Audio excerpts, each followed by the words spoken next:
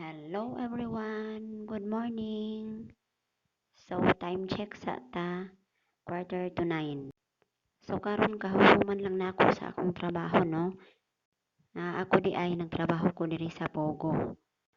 For more than 7 years na. Ug sa akong experience no nga nakadugay ko ani nga kadugayon. So ang masasabi ko lang talaga is napakabait ng mga boss ko.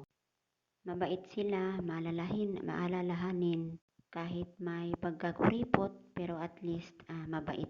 Yun ang pinaka-importante. At higit sa lahat din ay may time freedom kami. Kasi anytime na gusto naming lumabas, nakakalabas po kami. Kahit minsan pa yung umaga, tanghali, hapon, gabi. So wala pong problema sa kanila. Kasi nga ang trabaho namin is 1 hour sa umaga, tapos pagkatanghali, mag-clearing lang sa sala or sa kitchen kung may pinagkainan sila. Tapos pagkagabi din po, ganun din ang trabaho, 1 oras lang. Dito din po sa mga Pogo companies, hindi po kami nagluluto ng pagkain nila. So, kanya-kanya po kami. Wala man kaming libreng pagkain katulad ng iba. Kasi po, iba-iba ang kumpanya. So, sa amin po, wala kaming free food. So, pwede kaming lumabas anytime kasi bibili kami ng pagkain namin. Napakaluwag po ng aming setup. At ako din po ay isang single mom. So, bilang isang single mom, so every time na may mga activities ang anak ko sa school, so napupuntahan ko po siya. At higit sa lahat po pala, nandito din pala yung anak ko nagstay kasama ko dito sa condo. So, inalaw ng boss ko na isama ko yung anak ko dito kasi alam nila na single mom ako. Pero nung una po, ah, hindi po nila alam. So, mag-ano pala ako, mag-separate video about kung paano ko nadala yung anak ko dito sa nakasama ko sa trabaho. So, kami, pinili po namin, so tatlo pala kami magkapatid dito dati. So, ako yung nauna. Pinili ko po dati kasi nung tinanong ko kung about sa day off, sinabi ko ayokong mag-day off. Ang sa akin is, napaka-importante is yung Sunday na makapagsimba ako, yun lang. Pero sinabi din naman nila na every time na kailangan, pag may mga importanteng lakad, okay lang na lumabas, umalis. So, ayan. Sa ilang taon na po akong nagtatrabaho, dito ko po nasasabi na parang feel at home. Kasi parang pamilya na sila. Hindi ako naiilang. Kahit minsan labas-pasok kami, nandyan yung boss ko nakaupo sa sala. Labas-pasok ako, kami ng anak ko.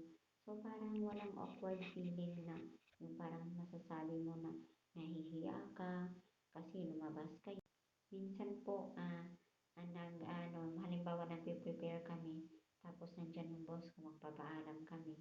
Boss, we will go out for a while and then magsasabi lang yan siya na okay, wear your face mask, o diba? So, napakabait nila. So, ngayon po no ganito na ang sitwasyon ng Pogo na pinaban na po ni President Bongbong. So, hindi po namin alam kung saan din kami mag-umpisa. Kasi parang nasanay na kami, lalo na po ako na more than 7 years na nagtatrabaho dito sa kanila. So, parang nasanay na sa ganitong setup. Pero wala na po kaming magagawa kasi ang sinabi po is talagang total ban po sila. So, ngayon no, hintayin lang din namin kung ano yung mangyayari for the next 3 months kasi yun ang sinabi ng ano namin, ang translator. So, nakakalungkot po no na mawala sila lahat kasi kung tutuusin sila po ang malaking ambag lalo na po sa buwis dito sa Pilipinas. Pero wala po tayong magagawa kasi yun po ang desisyon ng ating gobyerno. Kailangan po nating sumunod. So, sa ngayon, nag-iisip na po ako, lalo na ako na single mom, dito kami nakatira. So, nasanay kami ng anak ko na libre kami ng bahay, tubig, kuryente, wifi. Ang pagkain lang namin ang bibilhin namin. So, sa ngayon, no, parang nangangapa ako or hindi ko po alam kung saan mag-umpisa.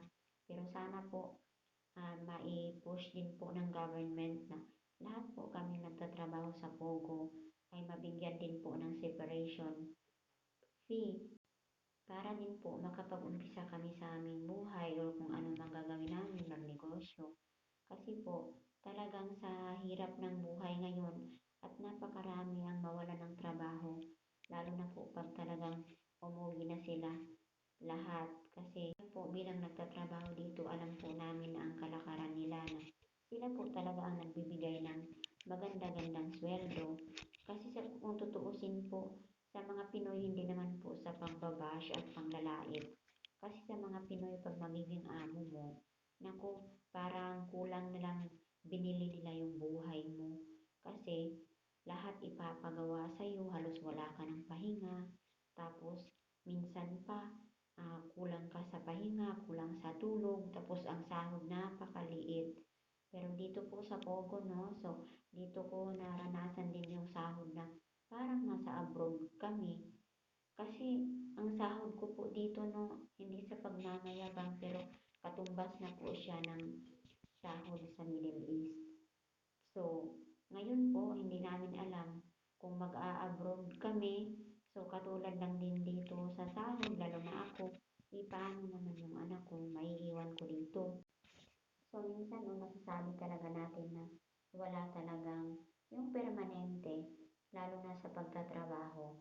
Walang permanente kasi hindi natin alam every now and then may mangyari. Mawalan ka ng trabaho bigla. So, katulad sa akin na ako parang nasanay na for more than 7 years, parang nagiging ano na ako, nagiging kampante na ako sa lahat ng bagay na yung sa daily routine, nasanay na ako. Pero ngayon po, inumpisahan ko na po na parang maghanap na ng anong alternative or ano ang magagawa ko kasi isa po akong single mom na nag-aaral po yung anak ko. So, sana po no, mabigyan kami ng separation pay na hindi naman din bababa sa mga expectations namin. Kasi sa tagal na namin nagtatrabaho dito. So, napakahirap ng desisyon ni President Bongbong pero wala tayong magagawa. So, sundin natin at gawin na lang natin kung ano ang sa isip natin na makakabuti para